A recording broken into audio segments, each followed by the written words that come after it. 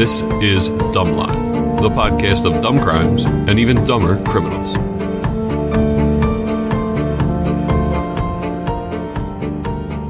Welcome to Dumbline, your favorite true crime podcast. And in the words of Vincent Barbarino, up your nose with a rubber hose. The great Welcome Back, Cotter, for all you youngsters out there. I loved that show. What was that exactly? What do you mean? Up your nose with a rubber hose. Sounds violent. It sounds like a POW forced feeding. Yeah, Like a feeding could totally tube. be a yeah. feeding tube. It could. It was that Doesn't time. sound pleasant. It sounds and it terrible. rhymes. Yeah. So it's Vinny Barbarino, so I'm not expecting great- Barbarino. Yeah, he Great wasn't making words. a political statement, that's for sure. That was Travolta, right? Yeah. My name is Greg. I'm joined by my golfing buddy Jason Hello, everybody. and the Oracle of Orzo, Maria. Hey, dummies. I did handiwork today. I feel like a real man. It is so Changed the sad. door handle on the storm door with the lock set. There's nothing more satisfying than that. Like I can't do really anything handy. My partner knows it. I'm not allowed to do many things, but when I do that couple things that I can do, man, it feels fucking good. Put the feet up. Make me some dinner, would you? You see that work I did today? And thank God for the local mom and pop shops. It was called our local neighborhood hardware dude. After hours, thinking maybe he's jerking around in the store or something. He answers the phone. Cohen Hardware. We'll take care of you tomorrow. We open at 11 a.m. And I was like, yo, are you still hanging around? I need keys made. He's like, all right, if you can come in 5 minutes, I'll make you keys. I'll charge you double, but I'll make you nice. keys. Yeah. That's what's different about the neighborhood hardware store, Mitchie Tools. And I will say this, those old school neighborhood people, they make great keys. Yeah, they don't slide. The success rate is high. Like, Did he have over one of 98. the old school key machines? His where it, machine's from like the 50s. Yeah. Yeah, there's nothing computerized going on. Yeah, that's a good Puts machine. little goggles on and shards are flying. Yeah. Shout out to the mom and pop hardware stores. They have so much shit in those stores. They really they do. have to have everything from Everything. from like plumbing to like Everything. like weed killer. He's got clothes. He's got Yeah, he like does. vintage used clothes. He's trying to hustle. So if you come to Philadelphia, you go to Cohen Family Hardware. I don't know. Yeah. They've been around over 100 years. Yeah. Ray, you got a headline for us? I do. Extra, extra, read all about it. Extra, extra, read all about it. This week's headline is a local story from listener Carrie in Georgia. Thank you, Carrie. It's from WTOC 11 News, Bryan County, February 24th, 2025. Richmond Hill High soccer booster president arrested for misusing funds on OnlyFans. Oh, man. He was taking the candy sales and giving them to the OnlyFans. Yep. Oh man. Was it like a soccer coach OnlyFans with strategy? Like you pay for the monthly subscription for plays and practice drills you and think stuff? it was like soccer moms? No, I'm saying maybe he's learning to benefit the It's team. actually a she. Oh, it's a she? Yeah. Ooh. Susan Lynn Nelson stole $81,000 from the club. Wow. Spent that on OnlyFans? Holy shit! Woo. What are they into? I mean, they didn't say what. That is a lot of money. Yeah. Yeah, a lot. She changed the payee on the checks to her name and transferred funds to her business. She's been charged with 7 felony fraud counts and 1 misdemeanor count. I mean, there's like, I would imagine there's quilt making OnlyFans. I don't think it's all sex on It's there. probably not all sex, but I don't know. I wonder how high your addiction goes if it's not sex related. I would what is it? 97.5% is probably like sexual. I don't know. I've never really spent time browsing, but I would imagine there's got to be. Yeah, I mean, Aren't there like celebrities who have OnlyFans? I have only I mean, but yeah, they're still like somewhat NSFW. Yeah. Yeah, it's interesting to peruse. It's nice. It's all right. It's nice. It's all right. You can find some interesting stuff on there. Yeah, I would think so. Wow, that sucks. Taking money for a kid's Yeah. athletic team. Yeah, that's shitty. How is this team raising $81,000? I don't know. I mean, it might have been over the course of 10 years. Who knows? That's to me. That's a lot of money. But that's It still is- $8,000 a year. We're doing bake sales, Yeah, trying to that's get new sweatpants. Yeah, you imagine the cleats you're rocking with $8,000 a year. Yeah. Probably wearing some nice Nike stuff. Wow. I love how we immediately thought it was a guy. Well, the Thought it was OnlyFans. Yeah. thought it was a pervy dude. I mean, I'll say before I clicked on the link that Carrie sent, I was like, I thought it was a guy too. And then I was like, whoa. All That's right, a so I twist. don't Carrie. feel that bad. Yeah. Thanks, Carrie. All right, Maria, let's get into some crime stuff with some idiots. Yeah. If we can. I would love some dumb crime I want stuff. to feel smart. I want to feel smart. This is what happens when a merry band of dum-dums aims super high, but also acts super high. The main source for the story is a January 14th, 2025 article in The Atlantic by Ariel Sabar, the title of which I'll include at the end. Other sources include Sports Illustrated, WNEP ABC 16, and the Scranton Times-Tribune. All details are included in our show notes. All right, Home of Dunder Mifflin. Little Pennsylvania. Scranton. I'm going to try and Joe dial Biden. Was he Scranton? Isn't he? I don't know. I think Maybe so. he is. So 90% of the platform is adult oriented. Sorry, Okay, Okay. just So 10%. 10% fitness, cooking, music, etc. Yeah. Yeah, All right, sorry, Maria. that's okay. Maybe she's a cook. Who knows? So at Keystone College in Factoryville, Pennsylvania in 1999. Keystone College. This is like Keystone a comedy capers group. Keystone Degrees. College in Factoryville, Pennsylvania. It sounds like a Simpsons It sounds thing. completely made up. Factoryville. It sounds completely fictional, like the worst boring fiction. Keystone College. So that's in 1999. A one-day exhibit displays the historic possessions of baseball legend Christy Mathewson, a New York Giants pitcher whose team won the World Series in 1905. Among other items, visitors can see the jersey he wore following that victory and his contracts with both the Cincinnati Reds and the Giants. The morning after the exhibit, the case has been broken into and the jersey and contracts are gone. How much is that? How much is that worth? It can't be worth a ton. He actually So, pitched like- 3 shutouts in that series, so it's a pretty historic game.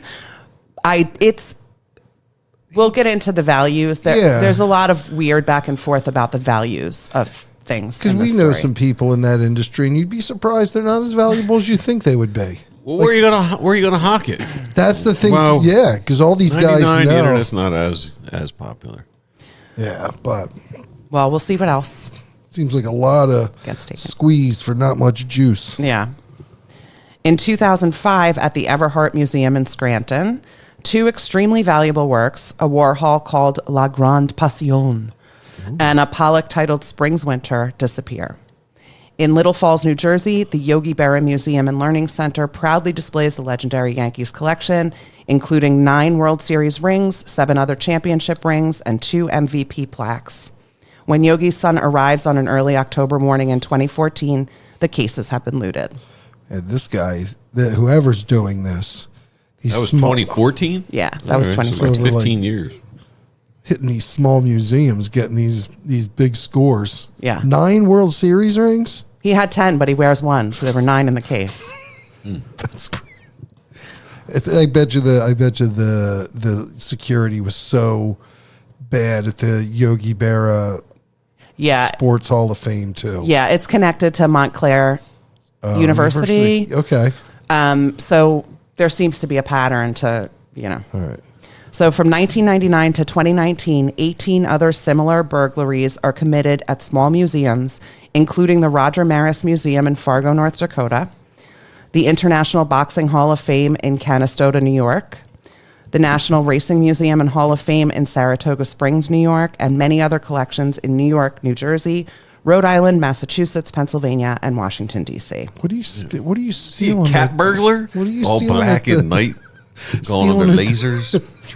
Yeah, like, what was that movie Like with Mission Impossible or something? That was with Sean Connery and Catherine Zeta-Jones. Oh, There's yeah. this What was that? Famous laser scene where she's like going through these lasers, and it's It's interesting. I'm pretty sure Yogi Berra didn't have lasers. I don't think Yogi Berra had lasers either.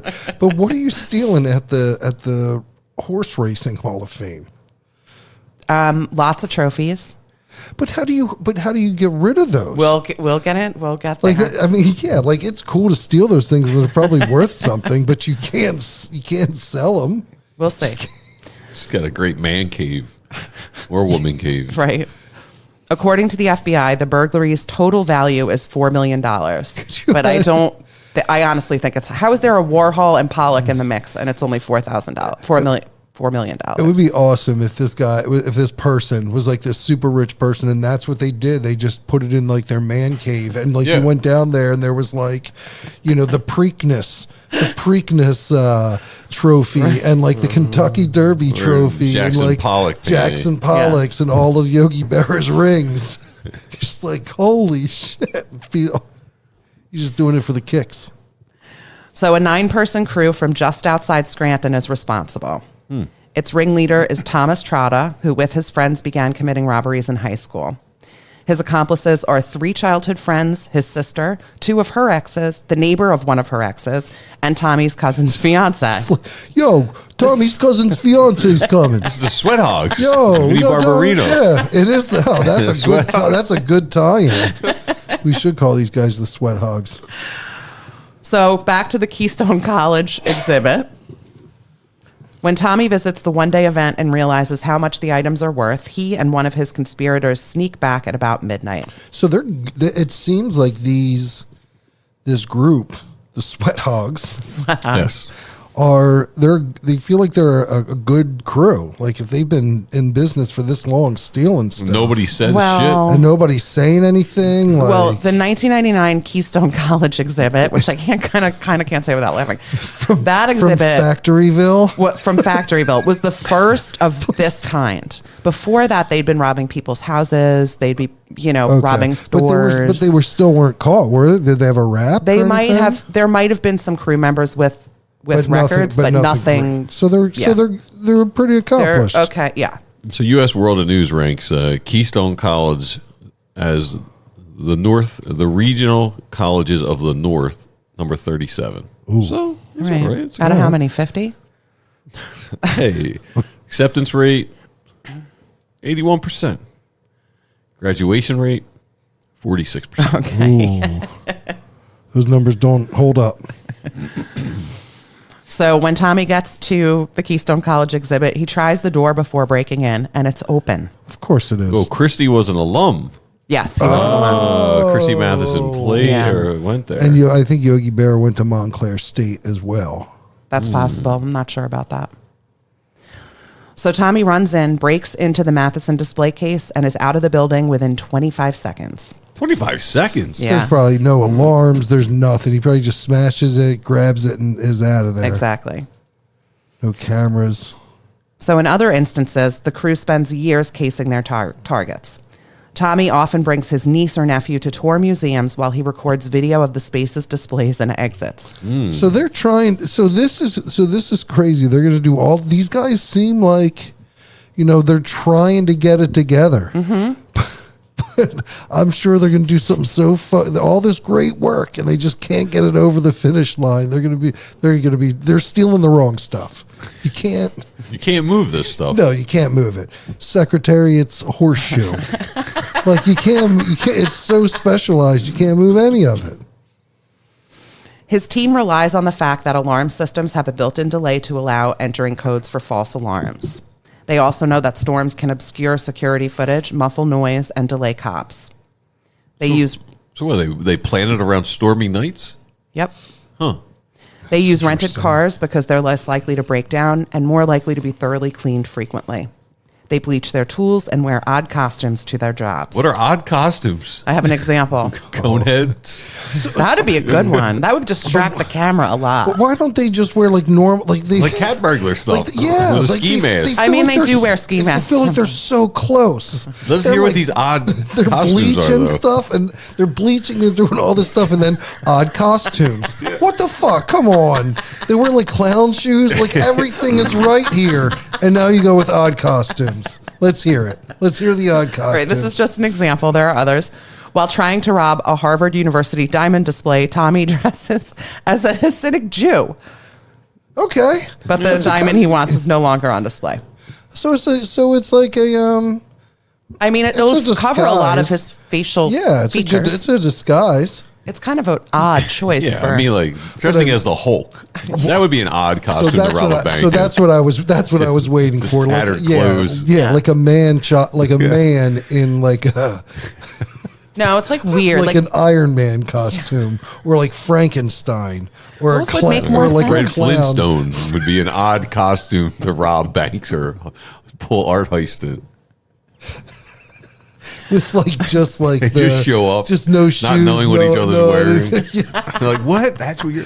This is the odd costume you chose. It's odd costume night, guys. Get ready. Odd costume. Whatever's on clearance at the end of Halloween season, they're grabbing Well, he's costumes. just got Hulk hands. The one guy. So the crew plans to rob the Warhol and Pollock years before 2005. They repeatedly return to the museum and learn the layout and its security inside and out. They're just waiting for a storm to make their move. Wow. All right, but what? Yeah, I mean, I got to respect that. That's What- actually... I mean, they just so Warhol is Pittsburgh. Well, the Warhol here is at the Everhart Museum in Scranton. Oh, okay. So Yeah. they're at home waiting for a storm. Yeah, But some yeah. of these they have to go on location and wait for Yeah. a storm. They get expensive. I mean, you might be there weeks waiting Yeah. for a storm to yeah. roll If through. you know something's coming, though, I guess. if there's a storm at the end of the week or a big nor'easter coming, Yeah, that's get true. out there. And most of them were on the East Coast. The one that's the outlier is Fargo, North Dakota. So on November 18th, 2005, Tommy and two of his accomplices are at a pub in Scranton when a huge fight breaks out. Tommy later says that, quote, every cop in Scranton, end quote, shows up to defuse it.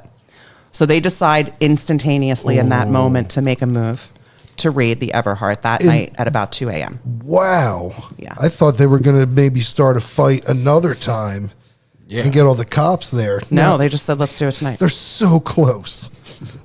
They're so close. Instead of just waiting and doing it again, they're like, oh my God, do it now. So they don't have their usual supplies.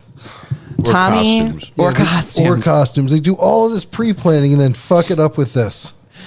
Tommy tries, quote, donkey kicking the rear door open, which I'm in my head. He's just like with both feet nice just and popping quiet. up. Real subtle. Oh, The yeah. old Real, donkey kick at the real 2 a.m. in Scranton with all the traffic. Could you imagine how loud that is? You could probably hear that all the way across town. You could hear that on Schroot's Farms. Yeah. Just keeping up Moe's. You just hear this, oh my, donkey kick. So I'm sorry. Yeah. I'm just so. It's not even the dumbness that's getting them. They've been casing this place for years, and then they just decide to go in with donkey kicks. Yeah. So a tent used for a recent gala is still set up outside and obscures what he's doing. He finds a ladder and uses it to climb in a window, which he smashes. He's wearing Hulk hands. Because he spent so much time casing the museum, he navigates the space smoothly in complete darkness. He can't see anything, but he knows his way around the whole museum. Tommy covers his face with his sweater because he doesn't have a costume, snatches the paintings, and runs back to the truck. They get even luckier that night. The security cameras were being repaired and weren't operating. So is he running around like the headless horseman with like the sweater over his head? I'm picturing Beavis, like Cornholio. Yeah. His sweater over his head so he can grab paintings. Cornholio's good. It's not like you can hold the sweater over your face and grab paintings. No, you have to put it over. Yeah. Or have to like He's maneuvering around the Or dark like, with yeah. a thing over a sweater over his head. or Cornholio it, so you can only see like this. You could- Yeah. When they return to Tommy's sister's house, they realize how risky it'll be to unload the paintings. So they end up just shuffling them from house to house. When somebody gets nervous about having them in their house, they switch the location. All right. But Tommy soon finds out that there's a reward available for the Pollock and calls the owner from a payphone. After noting a telltale mark on the painting to ensure the owner that he's legit, Tommy demands $1 million in exchange. The owner can't afford that, so Tommy hangs up. The next day, the gang notices that the payphone is gone. The booth it was in has been replaced by crime scene team. Could you imagine the shit in their underwear seeing that? They go back there, making that call, and then you go back. I feel bad for whatever officer had to stand there and wrap the fucking booth with tape. But it's gone. Like, what? And there's just tape around it and be like, oh, fuck. What do they think's going to happen? That person's just going to hang up and be like, the person who found it wants $1 million. I just can't give it to them. That's it. I know. I mean, oh my God. Who was it, honey? Oh, it's a person who found our painting, but they won't give it to us unless we give them $1 million. Oh, well, what do you want for Have a breakfast? good night. Yeah. Right. Yeah. I told them we don't have $1 million, honey. Well, that's what I told them. Right. So we're not gonna get that We're not back. gonna back. Yeah. All right. All right. At the Yogi Berra Museum on October 7th, 2014, Tommy climbs a balcony to break in during a storm. Yogi's rings are protected by bulletproof glass, so he uses a 20-volt grinder with a fire rescue blade to cut open the case. Damn. Once Tommy exits the museum, How quick do you get through with that? the cops came within 5 minutes and they were long gone in 5 minutes. Damn. Once Tommy exits the museum, the group hightails it to Nicholas Dombeck's garage in Thornhurst, Pennsylvania. They remove the ring's diamonds and melt the gold down in a 1900-degree Fahrenheit furnace, making it easier to transport to Manhattan's Why Diamond has this guy District. got a furnace like that in his garage? He fancies himself a chemist. When they actually went into his basement and saw like all of his instruments, they're like, yeah, it's for like making phony license plates. Like he does all kinds of forgery stuff with it. So but I think you can get like a I think wannabe blacksmith. Well, He's I got think this you furnace. can get like a little small like crucible or like furnace now that you could put like in your basement to melt shit. I mean, yeah, you probably could to do like metal smithing and stuff for jewelry. You could probably get something. I think you can do that. I don't think it has to be huge. It is still crazy. Like you think it's got to be worth more as the ring than as Yeah, that's funny. the you should say diamonds that. out. Yeah. So here comes the dumb. Oh, shit. We haven't hit that yet.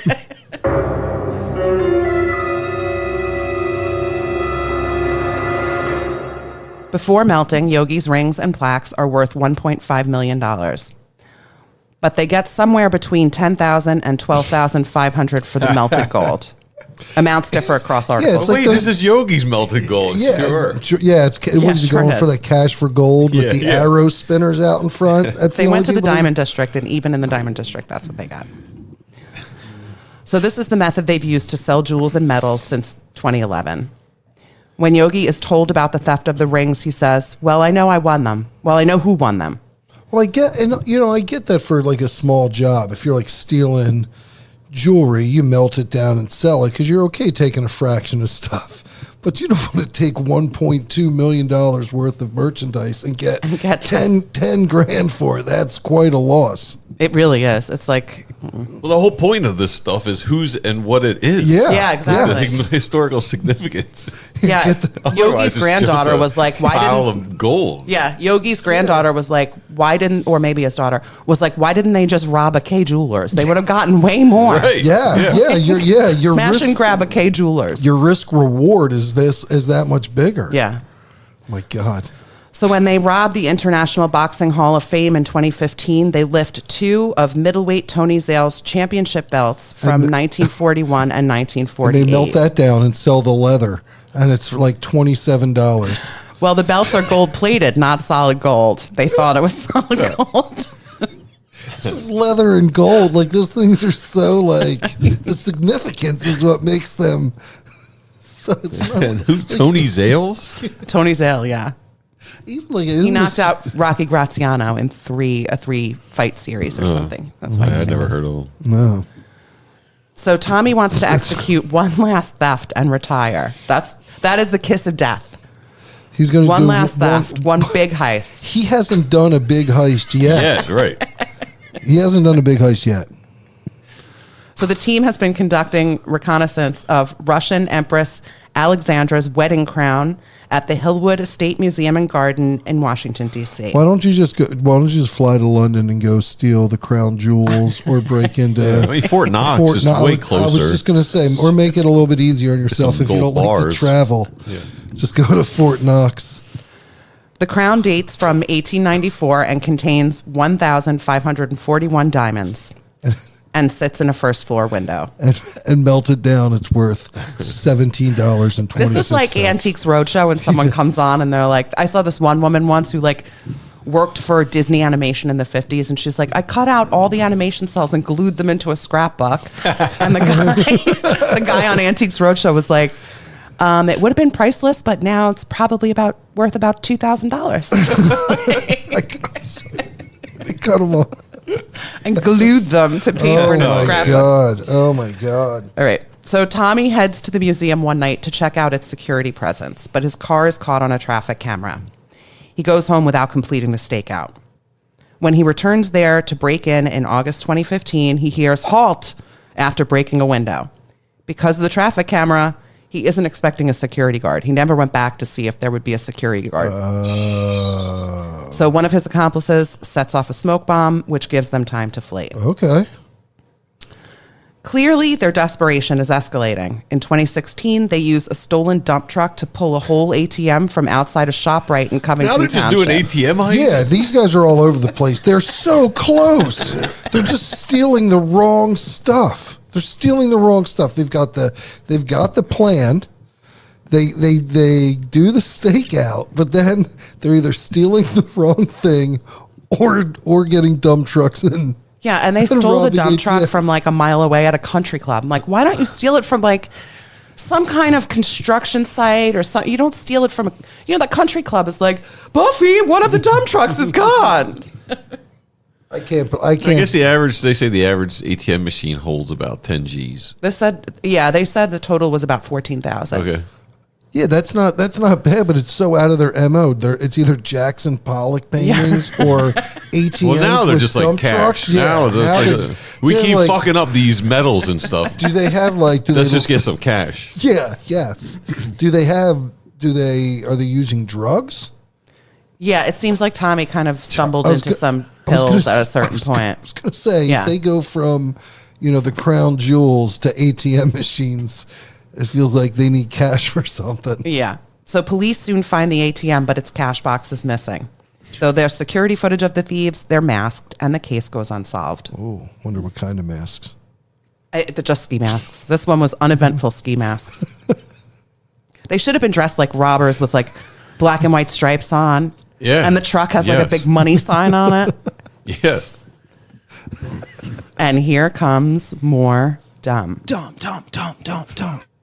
On March 4th, 2019, Tommy is pretty fucked up and is pulled over for erratic driving. Because of all the smash and grabs on Tommy's part, blood's been left at numerous crime scenes. He's just got like a Jackson Pollock sitting in the back seat and a couple of yogis rings. Kinda. Tommy refuses a sobriety test, but when he drinks some water, the trooper saves his cup and has it tested for DNA, and the blood is a match. What would even prompt a cop to save a cup for DNA? What's his probable for cause? a reckless driver? What's his probable cause here? Well, there are other things going on. Tommy, I'll do a short version. Tommy borrowed his friend's girlfriend's car a couple months ago. Yeah. And when she wanted it back, he said, "No, it's mine now." So they've been looking for this car. Okay. And in turn, that girlfriend's boyfriend seemed to have been arrested for theft. I think this is like, there's been a swirling tension around this crew. Okay. So the troopers also find a treasure trove of evidence in his trunk. Tommy's lawyer tells him that the police have found, quote, everything but Jimmy Hoffa. Oh my God, it's Christy Mathewson's jersey. It's his corpse. They find ski masks, bolt cutters, a shirt that matches security footage from a recent jewelry store robbery, museum flyers, burner phones, and more. Everything he had for every heist was in the trunk. Holy shit. These guys, you were close, guys. You were close. Good try. When Tommy is interviewed, he's shown museum security footage in which he's wearing a specific hat. Though he insists it's not him, he's wearing the same hat that day at the interview. Great. That's Yes. Great. Sir, it's the same hat. What hat? Not wearing a hat. Yeah, I don't have a hat on. Tommy eventually agrees to a queen for a day deal, which is apparently Did we have a Wait, we queen had this for before. a day? We had this for a couple. we had a king for a day. Queen for a day is apparently the same thing, but the terms are interchangeable. Just depends on the Do they jurisdiction. use queen for a day as like a derogatory I think term so. for I a man? think so. I think maybe they did it to like knock him down a peg or so. Queen for the day. He can provide information and avoid punishment, or maybe argue for a lighter sentence if he helps the cops. He also agrees to become a confidential informant and records conversations with some of his accomplices. Yeah, but he's the main dude. Yeah. yeah. What? This is so backwards. So It's- they get you usually The use Keystone Capers out of it. Keystone Coppers? Yeah, you usually don't you use the lower guys, You- get the higher yes, guys. Yes. You've got and the higher guy. You've got everything with Jimmy Yeah. Hoffa in the trunk. Yeah, you've got I him. think What do maybe you he need this pointed deal them out. for? Yeah, why do you need these other people? On May 9th, 2019, Tommy drives to Union, New Jersey to retrieve some of the stolen goods from the house where they stowed the Matheson jersey, the Warhol, and the Pollock. What was their plan with it? The Matheson to jersey? have Nothing, it. just to have it. Just to have, to Tommy would hold. try it on once in a while. To look around. Tommy doesn't get the paintings or the jersey. Instead, he ransacks the house and tries to steal a safe. And what he doesn't know is that because he didn't give the cops the exact location of where he was driving to, they followed him there. So this obviously doesn't help him as a reliable confidential informant. He's committing crimes while he's talking to the cops. Oh, so he's trying to give them, he's trying to give them the other way, and then he's going to this other house and was going to rob it real quick and get all the stuff. Yeah. Oh my God, these guys. In June 2023, Tommy and 8 others are charged with conspiracy to commit theft of major artwork, concealment or disposal of objects of cultural heritage, and interstate transport of stolen property. Including Tommy, 5 crew members plead guilty. 3 others plead not guilty, including Nicholas Dombeck, the guy with the melting furnace. He initially flees but surrenders on January 1st, 2024. And every report says he flees into the northeastern Pennsylvania woods. I'm like, I'm sure he wasn't there the whole time. That's so weird to say. Those woods are crazy. I mean, he wasn't there the whole time. those though. woods are crazy. All 3 are convicted in February 2025. 1 crew member is acquitted of all counts. On March 13th, 2025, Thomas Trotta is sentenced to 8 years in federal prison and approximately $2.8 million in restitution.